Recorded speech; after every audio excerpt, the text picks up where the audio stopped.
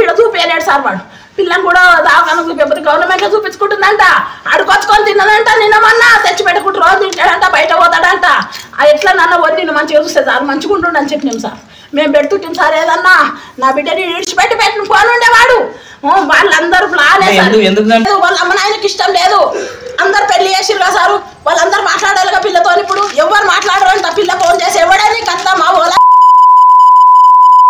మేము గొల్లలో సార్ అది కాకపోతే కానీ మాది గొల్ల తనవండి కండి పిచ్చగొల్ల తనవండి అట్లా దానికి ఆ రీతి లేదు ఆ దుడికి ఎట్లా అన్నదో నాకు కావాలి సార్ నేను తప్పుగా గొప్ప నా పిల్లని ఎట్లా పుట్టుకుంది ఎట్లా చేసింది ఆ పెళ్లి ఫోటో కదా ఎట్లా చేసుకొని ఫోటో కదా సార్కు చూపిస్తాం చూస్తామంట ఫోన్ ఈడ చూపించలేడు సార్ వాడు పిల్లని కూడా దాకా గవర్నమెంట్లో చూపించుకుంటుందంట అడుకొచ్చుకొని తిన్నదంట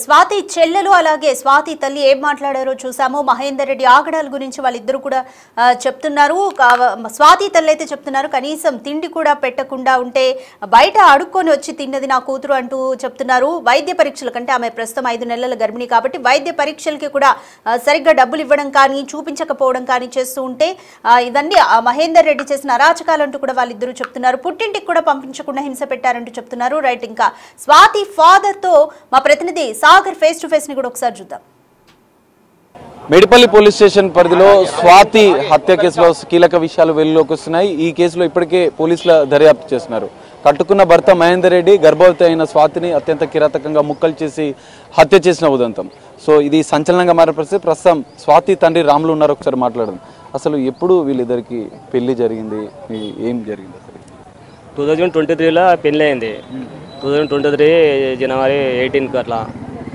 నైట్ పోయారు పోయి పెళ్లి చేసుకోరు వాళ్ళు అక్కడనే హైదరాబాద్లో చేసుకోరు మేము పోలే వాళ్ళ అమ్మ నాయన వాళ్ళు ఎవరో బంధువులు పోయి పెళ్లి చేసుకొని వచ్చారు 10 వారం 10 దాకా ఊళ్ళకి రాలేరు వాళ్ళు పెళ్లి చేసుకున్నాక రాలేరు నేనేం చేసిన అంటే కొంచెం అది వాళ్ళు రెడ్డి మాది బీసీ అట్లా అని చెప్పి నాకు నచ్చక నేనేం చేసిన కొంచెం గొడవ చేసిన ఇంటికాడ వాళ్ళ ఇంటి దగ్గర మీరు ఇంటి పక్కకే గొడవ చేసిన గొడవ చేసి వాళ్ళు కాంప్లైంట్ ఇచ్చారు పోయి ఎవరు వాళ్ళ అమ్మ నాయన పిల్లవాళ్ళు లేకుండే వాళ్ళ అమ్మ నాయన ఉంటారు గొడవ చేస్తే వాళ్ళు పోలీస్ స్టేషన్ పిలిపించినాక నేను పోయినా ఇక కాకపోతే వాళ్ళు ఏం చెప్పారంటే మీరు వాళ్ళ దగ్గరకు పోవద్దు మీ మీదే కేసు అయితే మీకు మళ్ళీ జైలు శిక్ష పడుతుంది మీరేం పట్టించుకోదని చెప్పేసి అన్నారు వాళ్ళు మాకు సరే అని చెప్పేసి మేము మాడికి ఆమోషం కూడా మేము అనలే ఇక అట్లనే మళ్ళీ 2 నెలలు అయినాక మళ్ళీ టార్చర్ పెడుతున్నాను అట్లా పెడుతున్నా చెప్పేసి మళ్ళీ ఇంటికి వచ్చింది మా దగ్గరకు వచ్చినాక అట్లా కూడా చెప్పిన పోకు నువ్వు ఉండి ఉండంటే మళ్ళీ ఒక 2-3 రోజులు మళ్ళీ పోయింది పోయినప్పుడు మళ్ళీ 2 నెలలకే పోయి మళ్ళీ వచ్చింది 2 సార్లు అట్లా చేసింది మధ్యలో మొన్న 2 నెలల నాడు మళ్ళీ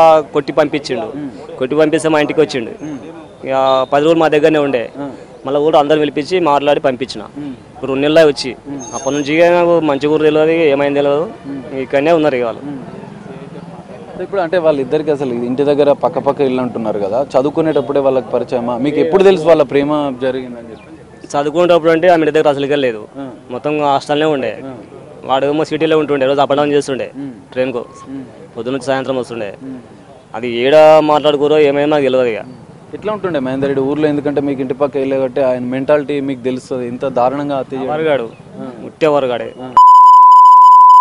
పెద్ద తాగుతాడు ఇది ఒకటి కాదు ఇంతకుముందు చాలా చేసిండు 2-3 చేసిండు రేప్ కేసులు చేసిండు మనకి అవసరం లేదు కదా ముందు అట్లా ఊళ్ళోనే రేప్ కేసులు చేస్తే ఇట్లా చెప్పిన మా అమ్మాయి కూడా చెప్పిన వద్దన్నా అంటే కూడా నా కర్మ కిందకు ఉన్నది నేను ఆనింటర్ అవుతాను చెప్పేసి నా మాట వినలేదు సరే మన కానీ నేను ఇక వదిలిపెట్టేసి పంచాయతీలు అంటే పెద్ద మనుషుల పంచాయతీలు ఇదంతా కూడా జరిగినాయని చెప్పారు అప్పుడు అసలు ఏం తీర్మానించారు అప్పుడు మరి మీ కూతురు మీరు తీసుకెళ్లే ప్రయత్నం చేశారు అప్పుడు అందరు చెప్పినట్టు నేను గిట్టడానికి ఏమనలేకపోయినా అందరు చెప్పారు తీసుకోపోయిన వాళ్ళ ఇప్పుడు మంచిగా చూసుకోవాలి ఆమెకి ఏమైనా మంచిగా ఉండదు అని చెప్పి అందరు చెప్పారు సరే రేపు ఒప్పుకున్నాడు తీసుకొని వచ్చిండు 2 నెలలు అవుతుంది వచ్చి అప్పటి నుంచి మా దగ్గర ఫోన్ చేయలేదు ఆమె గర్భవతి అని ఇప్పుడు మీకు తెలిసింది మొదట ఒకసారి కూడా గర్భవతి అబార్షన్ ముందు స్టార్టింగే 2 నెలల మంత్ అయినప్పుడు తీసేపించారు వాళ్ళే వద్దని చెప్పి అప్పుడు బేగాని బలవంతంగా తీపించారు అప్పుడు వద్దని వాళ్ళే తీపించారు మేము ఏమనలేకపోయినాం మొన్న మళ్ళా 4 మంత్ 5 మంత్ అన్నట్టు అన్నది మా మెసేజ్ తెలుసు నా ఇలా అంతా